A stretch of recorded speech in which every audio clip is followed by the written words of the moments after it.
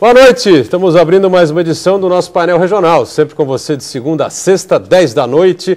Você acompanha participações aqui de figuras importantes, lideranças da nossa região metropolitana, debatendo e discutindo a Baixada Santista e o Brasil. Lembrando sempre que o nosso primeiro encontro do dia é 1h30 da tarde, também com personalidades da região metropolitana e da política em geral, participando aqui com você, debatendo junto com você o crescimento, o desenvolvimento da região metropolitana e, claro, os assuntos importantes que estão na pauta diária do Brasil também.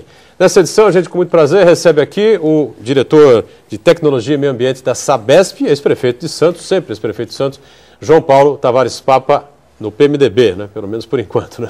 Boa noite, Papa, prazer revê-lo, tudo bem? Boa noite a todos, boa noite, Edgar, Heraldo, prazer voltar aqui à TV Santa Cecília. O nosso Heraldo José dos Santos está participando conosco mais uma vez, não é? Boa noite, Heraldo, tudo bem? Boa noite, Boturão, boa noite, prefeito Papa, boa noite a todos em casa que nos assistem. Muito bem, o telefone é aberto para você, 3014-5281, muitos assuntos para a gente discutir, para a gente desenvolver aqui com a presença do Papa, que não é muito comum nos dias de hoje, que está no sobe e desce danado pelo sistema Anchieta Imigrantes, atuando pela Sabesp, mas o assunto aqui é mais local, né? Vamos discutir um pouco a cidade e 8 meses se passaram já, um pouquinho mais da saída dele do governo, e eu queria que ele fizesse aí uma avaliação de como é que vai Santos, né? Se a cidade continua com a mesma cara, com o mesmo jeito, a administração segue mais ou menos o mesmo rumo, se houve algumas mudanças, se ele está incomodado com alguma coisa, com alguma situação que está colocada aí após a sua saída, questão das reformas dos próprios públicos, enfim, rapidamente nesses 8 meses e qualquer coisa, 8 meses e alguns dias, Papa, mudou alguma coisa em Santos, como é que você avalia aí o novo governo, enfim, você ficou 8 anos à frente da administração de Santos, uma bela experiência, né? Experiência, sem dúvida nenhuma, a mais rica da minha vida profissional, poder trabalhar por Santos, acompanhar o desenvolvimento dessa cidade, colaborar de alguma maneira, junto com uma equipe, para que a cidade de Santos se desenvolva cada vez mais. No meu olhar, cidade desenvolvida é aquela que atende as pessoas, aquela que busca a justiça social, aquela que busca oportunidade para todos. E isso, a cidade de Santos, de fato, vem conquistando a cada ano. Respondendo à sua pergunta, Edgar, na minha visão, Santos continua muito bem, continua se desenvolvendo bem, gerando empregos, o que é muito importante, abrindo oportunidades para os jovens. Ainda recentemente, uma reportagem aqui de um veículo local mostrava o setor de tecnologia crescendo em Santos, especialmente na área de tecnologia de informação. Enfim, abrindo novas oportunidades de trabalho para a classe universitária, o que é muito importante. O porto da cidade continua crescendo, temos problemas em relação a esse crescimento, é um crescimento muito acentuado, uma infraestrutura ainda não totalmente ajustada para os novos tempos da atividade portuária, mas a cidade vai, aos poucos, encontrando as suas soluções. Nós temos os problemas que vivemos recentemente, com mais intensidade na entrada da cidade, são fruto do quê? Do desenvolvimento da cidade, do crescimento da atividade portuária, da movimentação do nosso porto. O porto mais movimentado gera mais empregos, mais oportunidades, enfim. Ainda hoje, por coincidência, na hora do almoço, eu tive encontro com pessoas do setor bancário de São Paulo, um almoço de social, enfim, e me perguntavam sobre Santos e sobre a Baixada Santista, né? E a minha resposta foi exatamente nessa linha, quer dizer, os problemas que Santos tem hoje, eles são resultantes dos acertos, são resultantes das oportunidades, são resultantes do crescimento da nossa economia. Hoje já não tão dependente da atividade portuária, né, mas ainda assim com grande interferência dessa atividade, que é impactante no mundo todo. Ainda recentemente um prefeito de uma cidade portuária que acabou de assinar um irmanamento com a cidade de Santos falava... do Peru, né? Falava Calhau, do Peru. Falava exatamente sobre isso. Todas as cidades portuárias do mundo passaram por problemas semelhantes aos que nós estamos vivenciando hoje aqui em Santos. O importante disso tudo é trabalharmos para encontrar as soluções adequadas para o nosso tempo, para o tempo presente. Eu vejo total boa vontade da parte do governo municipal nesse sentido, empenho do prefeito municipal nesse sentido. A Codesp, finalmente, aí uma crítica, mas uma crítica construtiva. A Codesp, finalmente, ela acordou para o fato de que ela é a grande gerenciadora do condomínio que a gente tem aqui, que é o condomínio Porto de Santos, e, portanto, ela é a grande responsável, a única capaz de fazer a gestão da movimentação de cargas. No momento em que esse sistema, que agora está em início de operação, esteja efetivamente funcionando, a carga chegando ao Porto de Santos, no momento preciso do embarque, certamente nós teremos aí um sistema viário já muito mais ajustado, mais eficiente, que é o que todos nós desejamos. E além disso, além do Porto, como eu disse, as demais atividades econômicas de Santos continuam crescendo em todos os sentidos, né? Em destaque a questão da área tecnológica, que junto com a chegada da Petrobras acabou se desenvolvendo muito e é um novo horizonte que se descortina para a nossa cidade e para a nossa região. Heraldo, pois não, Heraldo?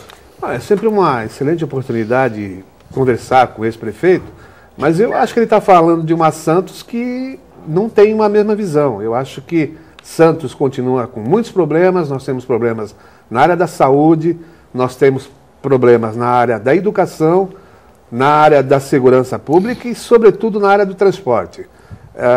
Esses empregos estão anunciados aí há pelo menos 10, 15 anos, ainda não se estabeleceram aqui em Santos. Antes, dizia-se que o jovem teria que sair da cidade. Hoje, até isso está difícil, porque se você for sair e retornar à cidade, você vai levar 2 horas para subir a serra e mais 3 ou 4 para retornar para a cidade. Quer dizer, a cidade está estrangulada. O prefeito, nos seus 8 anos, surgiram as críticas que os grandes empreendimentos estavam expulsando as populações para outras cidades. O prefeito negou sempre isso.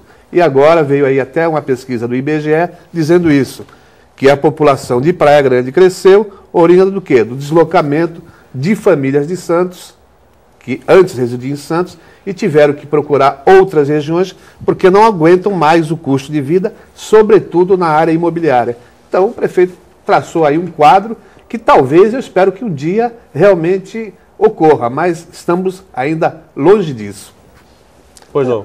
Uma opinião, né, que eu respeito, mas discordo totalmente. Para começo de conversa, toda a cidade, toda a região metropolitana e Santos, hoje começa, a região da Baixada Santista hoje começa a se consolidar efetivamente como uma região metropolitana, passa por fenômenos semelhantes.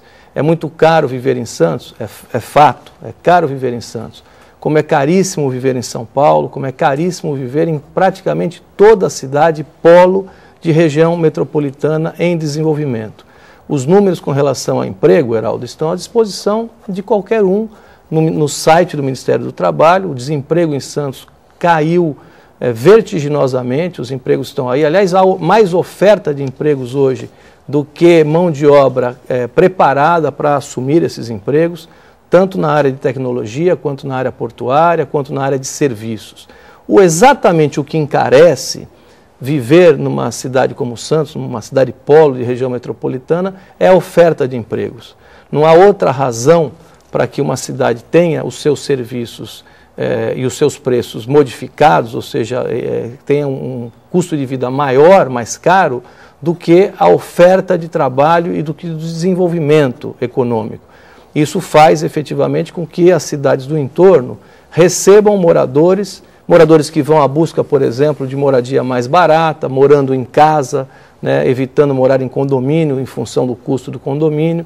Isso era previsível já desde a década de 70. A cidade de Praia... Mas não foi planejado, né? Como? Não houve um planejamento macro aqui na região para que isso acontecesse. Edgar, essa ideia do planejamento... Para evitar essa coisa que o Eduardo colocou, essa coisa da expulsão, vamos dizer assim. É muito caro, não existe, o cara vai para São Vicente, para Praia Grande. Não existe expulsão, esse é um termo forçado. Exagerado. Forçado, né? Planejamento se faz todos os dias. Planejamento é a dinâmica urbana, que é própria de qualquer região desenvolvida do mundo. Não é diferente em Santos, não é diferente do que acontece, por exemplo, em São Paulo. Não quero dar exemplo do exterior, que parece uma coisa muito fora da nossa realidade.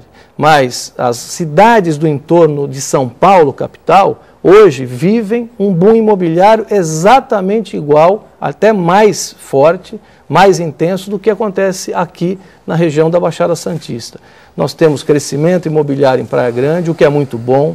Nós temos crescimento imobiliário em São Vicente, no Guarujá, o que é muito bom, porque as condições físicas de Santos não permitem mais o crescimento que não seja o crescimento vertical tão criticado. Com relação ao número de moradias oferecidas pelo setor privado e também pelo setor público na área habitacional, o número é muito equilibrado. Basicamente, 1/3 das moradias construídas nos últimos 10 anos foram para a população mais carente, de menor poder aquisitivo, nos conjuntos habitacionais do Estado, da União e também das prefeituras, 1/3 para a classe média e 1/3 aproximadamente de apartamentos para a classe de maior poder aquisitivo.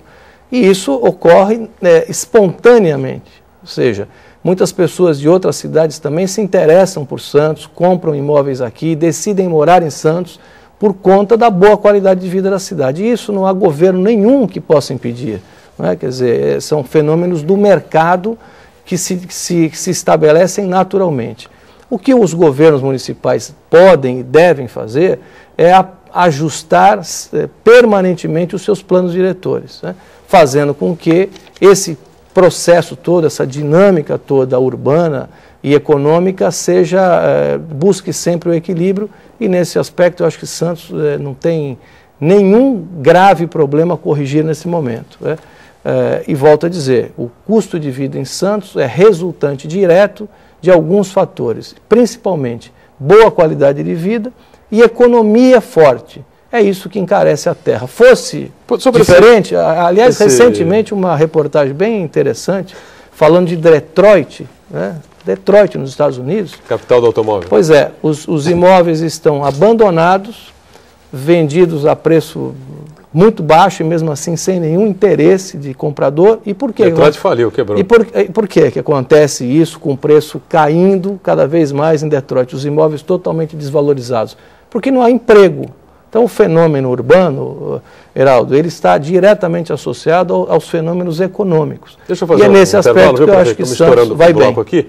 Eu queria já voltar rapidamente, aproveitando esse gancho do Heraldo, esse transtorno permanente que a gente tem aqui de mobilidade urbana. Por que essas obras importantes para facilitar a mobilidade urbana não saíram do papel há mais tempo que a gente aparentemente prevê que vai sair agora nos próximos 4, 5 anos? Enfim, quero saber do papo que governou a cidade durante 8 anos, o que é que aconteceu, né? Voltamos já já. Bloco, com prazer conversando com o ex-prefeito de Santos, João Paulo Tavares Papa, importante liderança do PMDB aqui na nossa região. Aí está o Papa, o nosso Heraldo José também, mais uma vez colaborando com a gente aqui no painel regional, né? Papa hoje respondendo pela Diretoria de Tecnologia e Meio Ambiente da Sabesp, né? Eu deixei pendurado para esse bloco aqui rapidamente, Papa. Essas obras aqui da nossa entrada da cidade tem a ver com as obras complementares do Sistema Anchieta Imigrantes, da segunda pista da Anchieta, que não foram prontas, tem a ver com falta de dinheiro federal, dinheiro do Estado que não veio, tem a ver com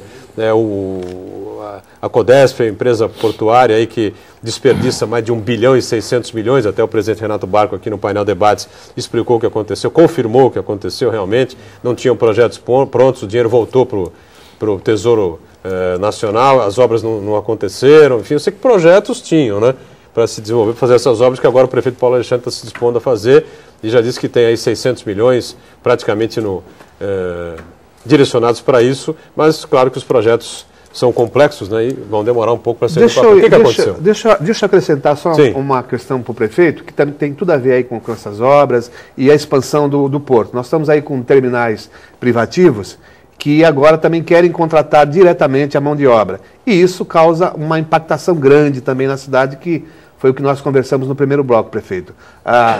Esses novos terminais, até amparados pela nova lei dos portos, aí podem dispensar a requisição de trabalhadores portuários através do órgão, pode contratar diretamente. E há uma guerra aí, uma briga, entre aspas, né, dos trabalhadores portuários. O senhor foi prefeito, o senhor acompanhou muitos desses movimentos e gostaria também de ouvir a sua opinião nessa política que causa também uma certa pauperização da cidade, e aí vem naquilo que o senhor falou também da falta de emprego, de especialização e a chamada diminuição, pauperização da mão de obra. Muito boa a sua questão, Heraldo.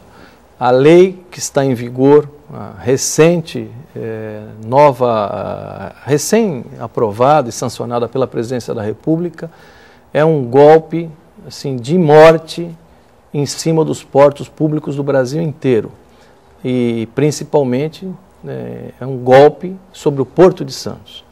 A médio e longo prazo, a minha visão é que o Porto Público de Santos, e o Porto de Santos é um porto público na sua concepção, perderá a competitividade, perderá movimentação e vai aos poucos perdendo a sua força até perder completamente a importância no sistema portuário brasileiro. Eu lamento chegar a uma conclusão como essa, mas é a opinião de todos os especialistas na área portuária.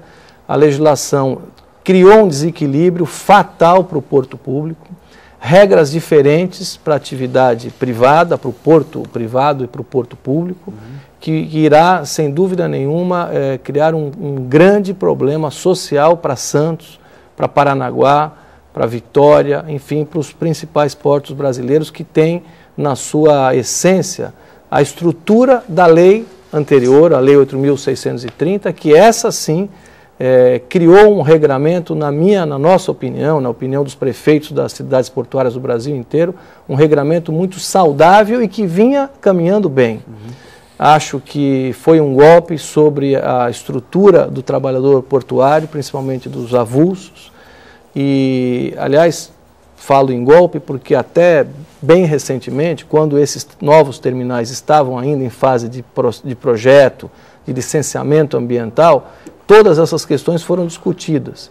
E havia o compromisso expresso entre os acionistas desses novos terminais em utilizar a mão de obra avulsa, treinada, cadastrada através do OGMO, que é um modelo que vinha dando certo, precisava ser reforçado, apoiado, aprimorado, mas nunca extinto da maneira como ele está praticamente sendo nesse momento. Então, acho que as lideranças da nossa cidade, da nossa região e as lideranças de todas as cidades portuárias do Brasil precisam se abrir os olhos. Vai dar tempo ainda? Se unir, sempre dá, assim como foi feita uma medida provisória, da forma como foi feita. Que virou lei já, né? E na sequência, né, da forma como foi feita a medida provisória, eu te digo assim, porque ela não houve discussão nenhuma. No momento que essa medida provisória foi editada, eu presidia a Associação Brasileira de Cidades Portuárias. E nós cansamos, todos os representantes dessa entidade, que é uma entidade nacional, cansamos de solicitar audiências, nos colocamos à disposição para discutir os parâmetros adequados para que houvesse equilíbrio social nas medidas que estavam sendo decididas naquele momento. A medida provisória foi imposta, de cima para baixo, sem nenhum diálogo, e na sequência todos os brasileiros assistiram à pressão que foi no Congresso Nacional para a sua aprovação. Eu vejo, portanto, com grande preocupação, especialmente a comunidade portuária santista, que, volto a dizer, depende muito ainda da atividade portuária para o equilíbrio econômico. Aí não é só Santos, é praticamente toda a nossa região. As obras que eu falei sobre a questão da mobilidade urbana, que tanto atrapalha e tantos transtornos causam. E as consequências, Edgar, que nós estamos vivendo hoje na área de mobilidade, acessibilidade à cidade, são resultantes da falta de entrosamento entre governos locais de Santos e Guarujá, governo do Estado e governo federal em matéria portuária. Na verdade, qualquer porto desenvolvido do mundo, a participação do poder local é muito forte. Os melhores portos do mundo são administrados pelos governos locais.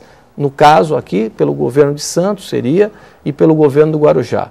No Brasil, nós temos uma outra forma de enxergar o ambiente portuário, e tudo o que está acontecendo hoje estava previsto há muito tempo, na medida em que a autoridade portuária vai a público, apresenta o seu plano de desenvolvimento, apresenta os terminais, apresenta os investimentos em novos terminais, apresenta as suas metas de crescimento da movimentação portuária, faz com que tudo isso ocorra através de licitações, através de parcerias com a iniciativa privada. E todo o sistema viário de acesso a essas plataformas permanece da mesma forma que como eles eram há 20 anos atrás, é óbvio, né? Qualquer criança saberia prever que nós viveríamos momentos trágicos, dramáticos, como estamos vivendo esse ano. Viveremos momentos piores no próximo ano, muito piores ainda daqui a 2 anos. As safras vão aumentando, né? É óbvio, né? As safras, e não só as safras. Como o Heraldo falou, nós temos, nesse momento, 2 dos maiores e mais modernos terminais e containers BTP funcionando na área santista, fora o que virá na área de Guarujá. Me refiro à Embraport e à BTP. Ou seja, a movimentação, como prevêem os especialistas, né, já previam isso há bastante tempo, a nossa movimentação vai praticamente dobrar nos próximos anos. E para que nós possamos dar conta desse novo patamar de movimentação, é preciso investir em rodovias, é preciso investir em hidrovias, é preciso investir em atividade ferroviária. E o que faltou, né, como você disse? Não faltou da parte do município de Santos, nem no governo Beto Mansur, porque, não falo dos governos anteriores, porque... Você não participou? Não, porque esse fenômeno de crescimento vertiginoso da área portuária também não é tão antigo assim. Mas não faltou iniciativas na época do governo do prefeito Beto Mansur, não faltaram iniciativas no meu período de governo, e o prefeito atual, o prefeito Paulo Alexandre, continua na mesma batida, lutando para que a cidade seja ouvida e para que haja efetivamente a harmonização entre os 3 poderes em matéria portuária. Veja uma coisa, Edgar, há 2, 3 anos atrás, o governo de São Paulo fez um grande investimento no Rodoanel, não é verdade? Foi. O maior beneficiário dos investimentos feitos na região metropolitana de São Paulo com o novo anel viário, com o Rodoanel, foi o Porto de Santos. Foram as empresas portuárias. Toda a carga que vinha do Porto de Santos... rodoviário, né? Infelizmente. Porque é predominante, o modal rodoviário predomina. Veja, praticamente o único, né? Toda a carga que vem ao Porto de Santos, com destino ao Porto de Santos, até bem pouco tempo atrás, cruzava São Paulo, pela Avenida Bandeirantes, pelas marginais, o caos, né? Era o caos para chegar no Porto de Santos. No momento em que o governo de São Paulo executa o Rodoanel, cria um anel por fora das cidades, por fora das áreas urbanas da região metropolitana, beneficia diretamente o Porto de Santos, os terminais. E a nossa entrada, e não é só a entrada de Santos, não, o sistema viário do pé da serra, de Cubatão até o Porto, continua exatamente a mesma coisa. Igual ao tempo que eu subia a serra todos os dias para estudar em São Bernardo. Né? A partir de 1976 eu subia diariamente e eram exatamente as mesmas vias que nós temos hoje. Então, respondendo a sua pergunta, não houve, e até hoje não há, nenhum entrosamento entre governo de São Paulo, governo de Santos e Guarujá e governo federal nas questões relacionadas ao desenvolvimento do nosso porto. As consequências estão aí. Como eu dizia no primeiro bloco, o Porto de Santos cresce, se moderniza, se desenvolve e gera empregos. Perfeito. Esse é o lado muito positivo do processo. E as consequências, né, são consequências de qualidade de vida, de mobilidade em função dessa falta. Mas como é que a gente conserta isso, prefeito? Correndo o senhor falou, contra o tempo. E representatividade política também, de se fazer ouvir mais a região, porque continua sendo administrado de fora, o porto, as questões, os problemas. Mas isso não é a solução. Também, olha, Heraldo, eu lutei muito para que o governo local, o governo municipal tivesse maior força, maior presença na área portuária. Consegui uma pequena vitória. Vocês vão se recordar quando o ministro Pedro Brito, à época, nomeou o secretário de Assuntos Portuários de Santos, ou seja, pela primeira vez na história, um representante local para a presidência do CAP, que era, hoje não é mais nada, mas que era, naquela altura, a maior autoridade em matéria portuária, que era o Conselho de Autoridade Portuária. Foi o secretário Sérgio Aquino. Aquilo foi uma vitória da cidade. Mas nós precisávamos mais, nós precisávamos ter representantes do município, de Santos e Guarujá, no Conselho de Administração da CODESP. Nós deveríamos ter pelo menos um diretor na CODESP, eu não digo o diretor para ter poder, não, diretor de desenvolvimento, que pudesse conciliar os planos de desenvolvimento de Santos e de Guarujá com os planos do Porto, da CODESP. essa era um passo, né, era uma medida que eu também procurei com muita intensidade. Quase chegamos perto disso, mas as coisas mudaram, o ministro mudou inclusive, e parou por aí a nossa participação. E hoje o CAP, que era um conselho deliberativo, nessa recente mudança da legislação, passou a ter um papel quase que figurativo, porque é um conselho hoje consultivo. Então, toda a luta que fizemos, o pequeno avanço que tivemos, perdemos agora nessa nova lei. Então, tudo o que eu estou dizendo passa, sim, por maior representatividade, por maior integração das lideranças políticas de Santos e da Baixada como um todo na questão portuária. Há muito tempo que nenhum político, nenhuma liderança importante da Baixada Santista dá o menor palpite em relação à atividade portuária. O menor. É como se o porto ele está dentro das nossas cidades, mas como se não... Fosse apartado da cidade, completamente. Exatamente. Vamos para o intervalo então, a gente volta já com o terceiro bloco para saber se o prefeito Papa vai ser candidato em 2014, se ele vai mudar de partido, vai continuar no PMDB ou não vai, e algumas outras coisas mais. Rapidinho, voltamos. Estamos de volta com o terceiro e último bloco do painel regional, que recebe com prazer o ex-prefeito João Paulo Tavares Papa, do PMDB, conta aqui com o nosso Heraldo José dos Santos também participando do programa. Deixei a pergunta pendurada no ar, eu vou partir para ela logo de cara. Todo mundo está discutindo aí eleições 2014 já, muita gente se preparando. Papa, claro, o ex-prefeito Santos é um virtual importante pré-candidato a alguma coisa, deputado federal, deputado estadual, ninguém sabe exatamente, né? A gente tem na linha aí, antes da resposta do Papa, né, o repórter cidadão, uma pergunta do Dr. Manuel Rogério, né, nosso comentarista de toda hora aqui no painel regional, né? Pode colocar o questionamento aí do Manuel Rogério, na sequência o Papa responde, depois fala sobre a questão política também, é verdade, já. Boa noite, Boturão. Gostaria de saudar o prefeito Papa, político de renome da região, personalidade política da nossa cidade. Eu gostaria de fazer uma pergunta em relação à lei do alega-assento. Uma legislação, quando ela é inserida no contexto social, ela, depois de um período de maturação, você pode verificar se ela se adaptou ou não ao verdadeiro objetivo do legislador. No que tange a esta lei, eu gostaria de perguntar se já não é hora de ser revista a lei do alega-assento em razão das ruínas que a gente se depara na nossa cidade, muitas vezes causando risco àquelas pessoas que circulam pela cidade. Boa noite a todos. Então, não é o momento de se rever a lei do alega-assento, se não houve aí nessa legislação do alega-assento uma confusão aí entre o que é importante historicamente e aquilo que é velho.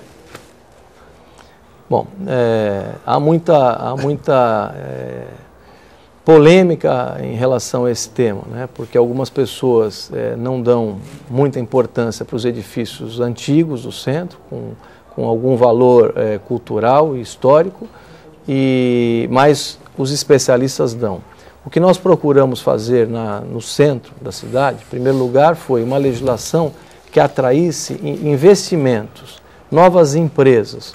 O centro da cidade de Santos, especialmente o centro histórico, aquela região nuclear do nosso centro, estava praticamente todo abandonado, sem atividade nenhuma, com pouquíssimas empresas ainda permanecendo ali. Por quê? Porque surgiram novas centralidades. Surgiram os shoppings no Gonzaga, shoppings no bairro da Aparecida, um comércio vibrante em Vicente de Carvalho, no município do Guarujá, comércio vibrante também na cidade vizinha de São Vicente. Enfim, toda a atividade comercial, que sempre foi o forte do nosso centro, acabou se pulverizando, não apenas em Santos, mas nas cidades vizinhas. Isso foi muito bom, por um lado, porque novas centralidades comerciais surgiram por toda a Baixada Santista, mas houve, a partir desse fenômeno, um grande esvaziamento, quase que irreversível, dessas atividades no centro de Santos. O programa Alegra Centro, que depois se transformou numa lei, buscou exatamente criar incentivos municipais, incentivos fiscais, inclusive, para que novas atividades, não apenas as atividades comerciais, mas basicamente as atividades de serviço, se interessassem pelos antigos casarões localizados no centro de Santos. Nós procuramos, então, através de um belo trabalho, de um diagnóstico que foi feito, de um inventário bem criterioso, nós procuramos preservar não edifícios isoladamente, Edgar. Nós procuramos preservar conjuntos, né? Conjuntos de edificações de interesse histórico, de interesse cultural. E os números estão aí, os números eu não tenho agora de cabeça, mas centenas de imóveis foram recuperados, restaurados, centenas de empresas passaram a funcionar no centro de Santos, interessadas no incentivo fiscal, isenção de ISS, isenção de IPTU, isenção de taxa de licença, isenção de ISS também na atividade da obra, durante o período de obras. Dezenas, ou centenas, podemos dizer, de grandes empresas se instalaram no centro, as empresas de navegação, empresas portuárias, adquiriram prédios inteiros abandonados, completamente abandonados, recuperaram totalmente esses imóveis que por fora preservam ainda as características originais, mas por dentro são moderníssimos e se instalaram ali. É por conta disso que hoje os restaurantes do centro estão todos superlotados, é por conta disso que várias novas lojas e serviços se instalaram no centro e também uma atividade interessante, que é a atividade cultural no período noturno, né, também se voltou para o centro. Aliás, esse foi um grande ganho, porque vocês todos nos recordamos que os bares, as casas de música, enfim, boates, pequenas boates, barzinhos, tinham grandes conflitos nas áreas residenciais de Santos, principalmente na Orla. No momento em que essas atividades se deslocaram para o centro, onde não há atividade residencial, o conflito desapareceu e hoje há um polo de entretenimento muito forte localizado no centro de Santos. Então, não seria o momento de se rever? Eu diria que nesse primeiro momento o Alegra Centro, na minha visão, foi revestido de pleno êxito, pleno sucesso. O que hoje incomoda um pouco são os polos do Valongo e do Paquetá, porque ali, nesses dois polos, ainda não houve um investimento do setor privado capaz, né, de recuperar a quantidade bastante grande de edifícios existentes e muitos dos quais tombados.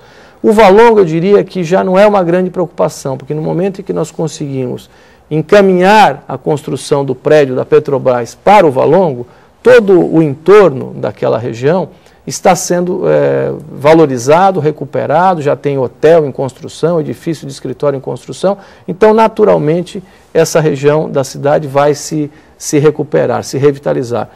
Eu diria que a revisão, se há necessidade de fazer uma revisão hoje no programa Alegra Centro, é exatamente no polo do Paquetá, porque ali nós temos de fato ainda que achar uma solução que consiga equilibrar moradia de interesse social, os moradores dos cortiços que precisam continuar residindo ali e atividade comercial que dê sustentabilidade a esse bairro. Nós estamos com o tempo praticamente esgotado, né, Heraldo? Então, se o prefeito vai responder se sai ou se não sai do PMDB, a especulação é muito grande em torno do nome dele em direção a dois partidos. Um é o PSDB, né, o governador Alckmin, e outro é o PSB.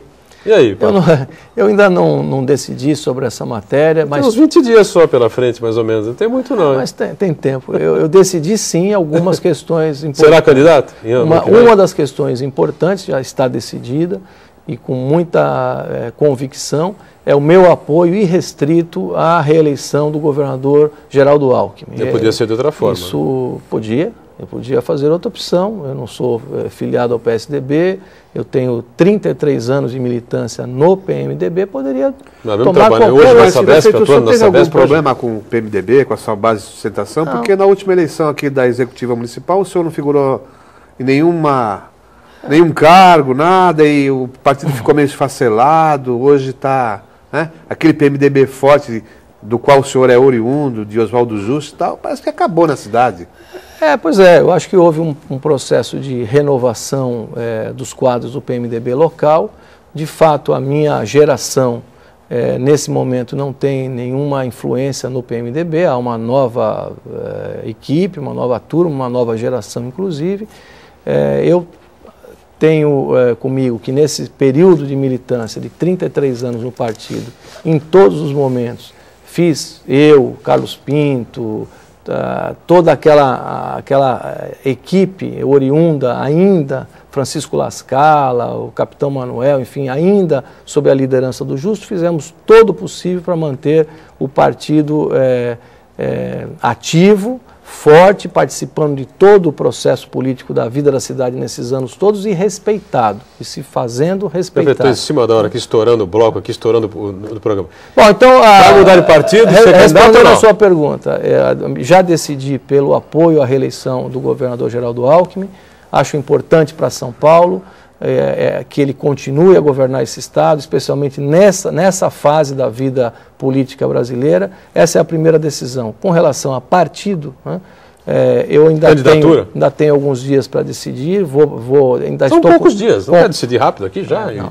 Explicar isso? Não, essa será uma decisão muito... Você vai tomar o lugar do Márcio França na posição da vice lá, né? Será uma decisão madura, bem pensado. Os malditos caracteres já apareceram aí? Ouvindo a minha base, enfim, e a partir do momento que eu tomar essa decisão, aí sim eu vou começar a pensar e a refletir sobre candidatura. Obrigado pela presença com a gente aqui, João Paulo Tavares Papa. Obrigado também pelo Oral estar conosco. Você que nos acompanhou, estamos estourando aqui o painel regional, que volta segunda-feira, 10 da noite, e à 1h30 da tarde o painel debates. Obrigado, tchau.